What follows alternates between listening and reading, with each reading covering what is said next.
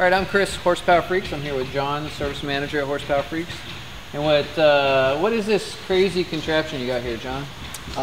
We had our fabricator build up a jig that would basically allow us to test clutches that are going into SMG cars, which normally we would not be able to test at all.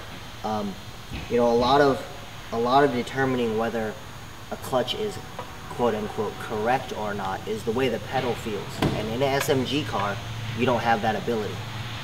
Per se, you're having SMG problems, clutch is engaging or not engaging or hanging or whatnot. You don't have that ability to feel the clutch as in a 6-speed manual car and say, oh, the clutch is bad, the clutch feels spongy, anything like that.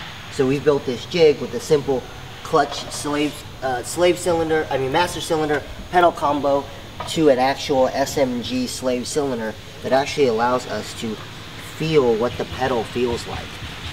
Now, I've heard about the SMGs not syncing often, and when you're using the GT1 to program it, and with our clutches being extra stiff to hold back 800 plus wheel horsepower in a single disc clutch. Now, you were telling me that there were some issues with that sometimes. Yeah, when you first install the clutch, it's depending on how you install it, what basically torquing pattern you have, the clutch may not set in there correctly. When we install this and we're actually able to manually push it in, basically every time you disengage and re-engage the clutch, it resets it, so to speak, it resets it. So it allows the disc to move a little bit so that it can exactly, so it lines up correctly, so to speak. So this is what we do every time before we put the clutch in the car, because as you can see with the motor out, it's really easy to hook all this up and get the clutch synced. But it would even work with the motor in the car. Exactly. We've made this line long enough so that we can do it even in the car. It'll even help us diagnose SMG problems.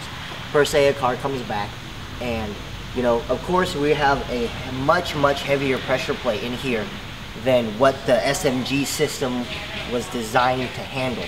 So in diagnosing an SMG problem, hooking this up, simply pushing on this pedal will tell you right there. I mean, if the pedal feels incorrect, squishy, soggy, it sticks, anything like that, that'll point us in the wrong direction so that we're not constantly, you know, in the same battle that most other shops are with the SMG problems. They just throw parts at them. Or they use the GT1 and spend all day trying to all day and get nowhere because you don't have that feel.